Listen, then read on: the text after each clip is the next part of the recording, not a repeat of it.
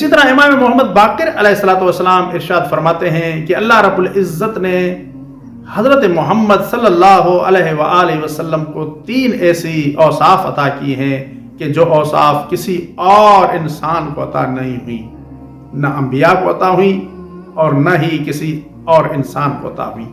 وہ 3 اوصاف کون سی ہیں؟ تو آپ نے ارشاد فرمایا لم یکن لہ فیء، کہ رسول اللہ کا سایہ نہیں ہوتا تھا۔ ہر انسان کا سایہ ہوتا ہے اور رسول اللہ کا سایہ نہیں ہوتا تھا۔ یہ ایک ایسی فضیلت ہے، یہ ایک ایسی صفت ہے کہ جو کسی اور میں نہیں پائی جاتی۔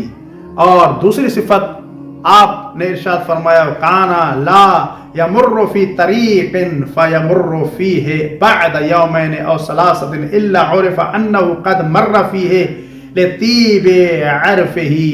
آپ نے ارشاد فرمایا کہ جب بھی آپ کسی راستے سے گزرتے تھے تو 2 دن تک یا 3 دن تک اس راستے پر آپ کی مخصوص خوشبو برقرار رہتی تھی اور معلوم ہوتا تھا کہ اس راستے سے، اس گلی سے رسول خدا صلی اللہ علیہ وآلہ وسلم کا گزر ہوا ہے۔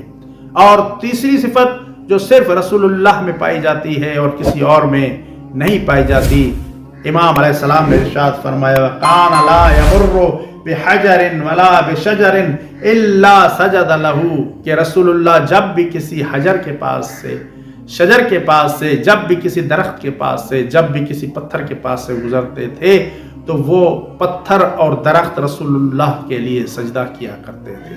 یہ وہ صفات ہیں، یہ وہ اوصاف ہیں جو رسول اللہ میں پائی جاتی ہیں اور کسی اور میں یہ صفات نہیں پائی جاتی۔ اور نیچے جو وہ سبسکرائب کا بٹن ہے نا، اس کو ہٹ کرو، جلدی سے کرو سبسکرائب۔